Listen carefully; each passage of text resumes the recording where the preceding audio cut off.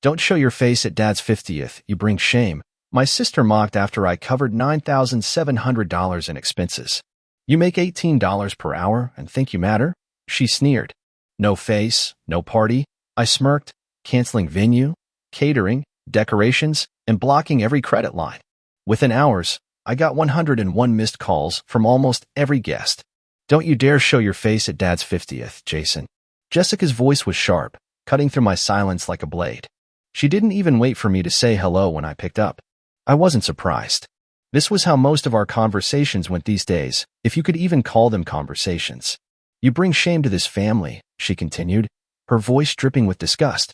You make $18 an hour and you actually think you deserve to be there? Pathetic. I felt my jaw tighten, but I said nothing. I'd learned a long time ago that words were weapons in my family, and Jessica was always armed to the teeth. You don't belong at the country club, Jason, she went on. You'll embarrass Dad. All his friends will be there. People with real careers. Real money. Not some low-level IT nobody who lives paycheck to paycheck. I closed my eyes for a moment, letting her words wash over me like they always had. The familiar sting. The quiet humiliation. The reminder that no matter what I did, it was never enough. But this time, something was different. Jessica, I finally said, my voice steady. I paid for this entire party. The venue, the catering, the decorations, almost 10 grand. Out of my own pocket. She laughed. Actually laughed. That mocking, condescending laugh I'd heard since we were kids. Oh, please. You should be grateful we even let you pay, she sneered. You think that buys you a seat at the table? No, Jason. You're the help. That's all you've ever been. No face, no party. Her words echoed in my head, each one hitting like a slap. It wasn't the first time I'd been treated like this. For years, I'd been the one holding them all together. Picking up the pieces. Covering the bills. Making the sacrifices. And every single time, I told myself maybe, just maybe, this would be the moment they finally saw me as part of the family. But they never did. I exhaled slowly, forcing myself to stay calm. But inside, something was breaking. Or maybe it was finally being rebuilt. I smiled, not because I found anything funny, but because the decision had been made. No face, no party, I repeated softly. Got it. And with that, I hung up. What Jessica didn't know, what none of them knew, was that this time, I wasn't going to just take it. This time, I was done playing their game. This time, they were about to learn exactly how much power I really had. For years, I thought I was helping. Now I see, I was feeding a monster. It started small. It always does. Jessica had always been the golden child, the perfect daughter, the shining example. And me? I was just Jason, the responsible one. The one who cleaned up the messes, wired the money, never asked questions. But Jessica, she knew how to play everyone. Last year, after her third failed relationship and another job she somehow lost unfairly, the money problems began again. She called, crying, saying she couldn't cover her credit cards. Jason, you know I'd never ask if it wasn't serious. I'm trying, but life's been so unfair lately. So I paid. I always did. But behind my back, she was telling a different story. I first noticed the shift when my Aunt Susan stopped returning my calls. Then Uncle Greg started giving me cold one-word replies in the family group chat. Eventually, even Mom's texts became more distant. At first, I thought I was imagining things, that maybe they were just busy. But the truth hit me like a brick when my cousin Matthew accidentally forwarded me a screenshot from another group chat. Jason's not well. He's been stealing from Jessica for months, Jessica had written. We're worried about him. He's so resentful of our success. He's trying to turn the family against me. There it was plain as day. She was poisoning them. I couldn't breathe for a moment. Stealing? I was the one paying her debts. But she wasn't finished. Weeks later, it escalated. My dad called me out of nowhere, his voice cold, different. Son, we need to talk. Your sister told us everything. If you're struggling, just admit it. But dragging Jessica down? That's unacceptable. I tried to explain. I tried to tell them the truth that I'd been bailing her out for years. But they wouldn't listen. Mom cut in. Why would Jessica lie? She's your sister. Family doesn't lie. They always said that. Family doesn't lie. Except, they always lied. And then came the fake evidence. I don't know how she did it. Maybe some cheap app or a friend who knew tech. But somehow, Jessica created screenshots of text messages that looked like I was threatening her, demanding money back, even calling her names I never said. She even had audio files. Edited voice recordings, my voice, spliced and manipulated, stitched together from old voicemails. In one, it sounded like I was shouting, "You owe me. You're worthless." I had never said those words. Ever. But the timestamps? The tone? All carefully designed to look real. And for my parents, it was enough. "You need help, Jason," Dad said during one of our last calls. "We won't let you ruin Jessica's life any further." I hung up. That's when I realized. They didn't want the truth. They wanted a villain. And Jessica gave them one. All the while, the party planning continued, without me. Jessica took full control. She posted daily updates on Facebook, pictures of the venue, floral arrangements, the custom cake tasting. Every post ended the same way. All for Dad. I spared no expense, because family means everything. The comments poured in. "You're amazing, Jess. Your brother could learn a thing or two." I watched quietly as my own relatives applauded her with emojis and heart reactions, as if I didn't exist. As if I hadn't dropped nearly $10,000 into this party they pretended was hers. But Jessica made one mistake. She left digital fingerprints everywhere. I still had the payment receipts all in my name. The wire transfers, the invoices from the caterer, the florist, the event planner, everything tied back to my accounts. I saved everything. Every screenshot. Every message. Every transfer. Every lie. And then came the final public humiliation. 2 days before the party, my Uncle Tom posted in the family chat, "It's a shame Jason won't be at the party. Maybe it's for the best. He's been unstable lately." Then Aunt Susan chimed in. "Jessica worked so hard for this. Jason would have just made it uncomfortable. They weren't just excluding me. They were erasing me." Jessica had one. Or so she thought. It was supposed to be a casual coffee shop neutral ground. But I chose the Glass House, a small, quiet botanical cafe tucked behind an antique bookstore downtown. Bright glass walls, lush green plants hanging from every corner, soft instrumental music playing above the murmur of distant voices. It looked harmless, peaceful. That's why I picked it. Because today, peace was going to die here. They arrived together. Dad, leading the pack like always, stiff shoulders, sharp stare, voice clipped and cold. Jessica trailed behind him, sunglasses on, even though we were inside. Mom, as usual, hovered in between, eyes darting nervously, trying to read the air. They sat down across from me. Before anyone said a word, Dad fired the first shot. "Jason, let's not waste everyone's time. You've caused enough damage. Your sister has been through hell because of your accusations. This ends today." He leaned forward, voice low but sharp. "You're our son, but you need to take responsibility for what you've done. You've embarrassed this family." Jessica crossed her arms and smirked like the queen she thought she was. Mom simply whispered, "Let's just talk calmly, please." I didn't flinch. I prepared for this moment for months. Without speaking, I placed a thick folder on the table and slowly slid it toward the center. "Before we pretend who the victim is, let's look at the facts." Dad scoffed. "What is this, Jason?" "Receipts," I said calmly. I opened the folder. Inside, a timeline. Neatly printed transactions. Bank statements. The invoices for the venue, catering, decorations. My name on every one. "I paid for the party," I said flatly. "Every dime. Jessica hasn't spent a penny." Jessica's lips tightened. I kept going. "Here are the credit card payments I made to cover her debt last year. Here are the bank transfers I sent every month when Dad's investments collapsed. Here are the text messages where Jessica asked for help, not the ones she fabricated." I tapped the next page, color printouts of the doctored screenshots she created. I brought the originals and the fakes side by side.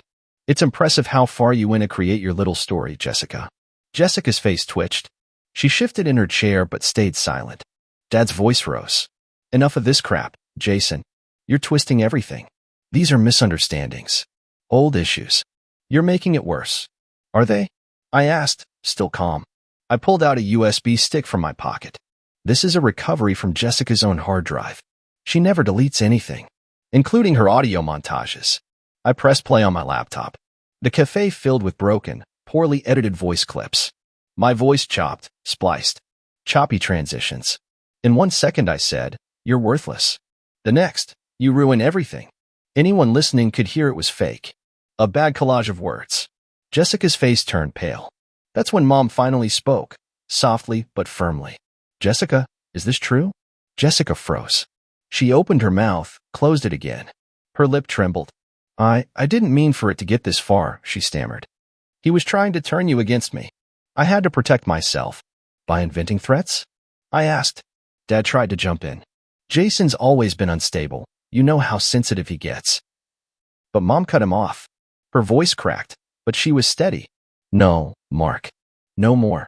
I can't keep pretending. I've seen enough. She turned toward Jessica. I defended you because you're my daughter. But this is sick. Jessica's eyes flooded with panic. Mom, don't do this. You lied. You used him. You twisted everything. Her voice broke. And we let you. The silence was brutal. Jessica suddenly stood up, grabbed her purse, and stormed out of the cafe, shoving past a waiter. Several customers turned to watch. Dad clenched his fists. You happy now? He growled at me. Not happy, I answered. Done. His face flushed with rage, but Mom grabbed his arm before he could say more. Tears ran down her face as she looked at me, not with anger, but with exhaustion. I'm sorry, Jason. I stood up. It's too late for sorry. And I left. Behind me, the perfect little glass cafe stood in silent ruins of their broken lies. They would never control me again. The meeting at the glass house was only the beginning. When I walked out of that cafe, I knew one thing. If I left them standing, they'd regroup. They always did. Lies were oxygen for them, cut off the supply, and they'd suffocate. I wasn't about to leave any air. 2 days later, I met with my attorney. Her name was Claire, cold, brilliant, and the exact kind of person you hire when you're done playing nice. We sat in her downtown office, and I laid everything on the table. Financial records, audio files, forged messages, fraud documents, the full archive of years they thought I'd stay silent about. Claire flipped through the files, not blinking once. They're going to regret underestimating you, she said flatly. The next morning, the first set of lawsuits were filed. Fraud, identity theft, defamation, financial exploitation, wire fraud, a full legal artillery strike. Jessica was served first. The look on her face when she opened the envelope priceless. She went dark on social media within 48 hours. Then came Dad. Claire's team dug up everything. The retirement fund he siphoned under my name, the unpaid taxes, the business loans co-signed with forged signatures. The IRS opened a parallel investigation within a week. He tried to fight back, send angry texts, voicemails full of threats. You want to destroy your own family? You'll regret this, Jason. I didn't respond. My attorney did. All further communication must go through legal counsel. Mom broke first. 3 weeks in, she sent me a long, emotional email. Jason, I know things got out of hand. We're still your parents. We can fix this. You don't have to go this far. Family should forgive, not punish. Please talk to me. I didn't reply directly. Claire sent back one sentence. All negotiations will be handled through our office. By month 2, the walls were closing in on all of them. Jessica faced multiple charges for falsifying evidence and identity theft. The judge froze her accounts while the investigation continued. Her influencer life vanished overnight. The last thing I saw was a desperate GoFundMe link she posted before taking it down. Nobody donated. Dad was hit even harder. The IRS issued fines. The state revoked his business license. The banks called in defaulted loans. His real estate empire, the same one he built on arrogance and lies, collapsed like a sandcastle in the tide. I heard from an old family friend that he sold his house within weeks to cover mounting legal fees. For years, they pulled strings behind closed doors, always confident I was too weak to fight back. They were right, once. Not anymore. By the end of the 3rd month, my attorney called me with the final update. We're done. Jessica pled guilty to several counts and avoided prison only through a plea deal, heavy fines, and permanent financial restrictions. Dad agreed to a massive settlement, part of which included compensation for the years of fraud committed under my name. The total compensation wired to my account made my hands shake for a moment when I saw the balance. It wasn't even about the money. It was the silence that came after. For the first time in years, no calls, no messages, no drama. They were gone. I was free. A month later, I scheduled an appointment at the courthouse. It was quick, quiet. The clerk barely looked up as I signed the paperwork. With one signature, I officially changed my last name. I left behind the name they used to control me, the name they used to stain with their lies. Now it belonged to them alone and to their failure.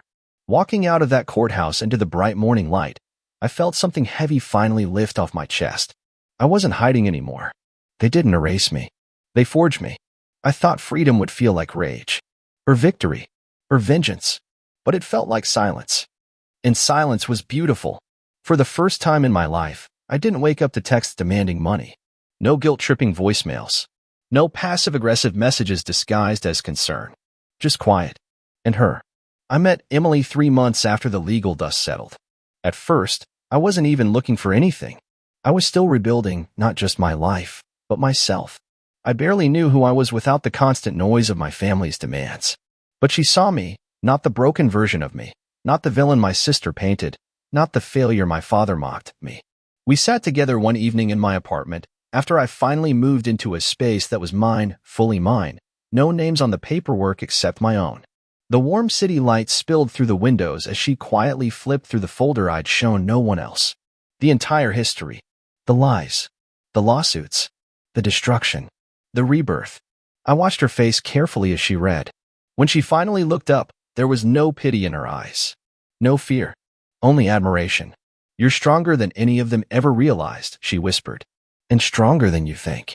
That was the first time I believed it. The months passed like chapters one never thought I'd get to write. We built something together. Simple, honest, real.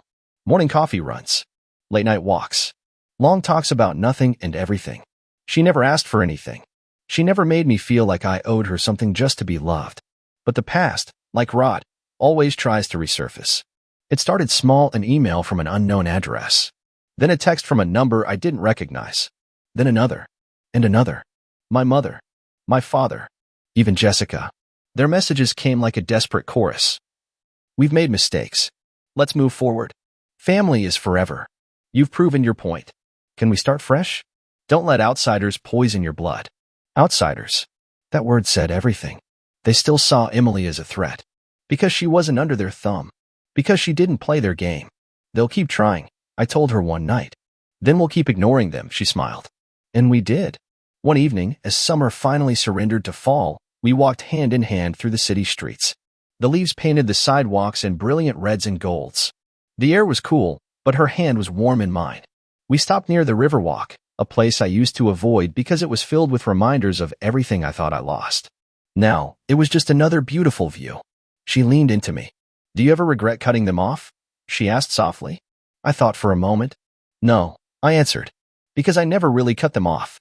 They cut themselves off the moment they chose to break me." She squeezed my hand. "And they failed." I smiled. Not bitter. Not angry. Just free. The phone buzzed once more that evening. Another email. Another plea. I didn't even open it. Instead, I opened my camera, held it up, and took a picture of us, standing there, smiling, alive. The photo captured everything my family never understood. Peace isn't something you're given. It's something you fight for. As we walked back home under the city lights, I whispered, mostly to myself, but loud enough for her to hear. "They tried to bury me. Instead, I bloomed. And I meant it. Every word.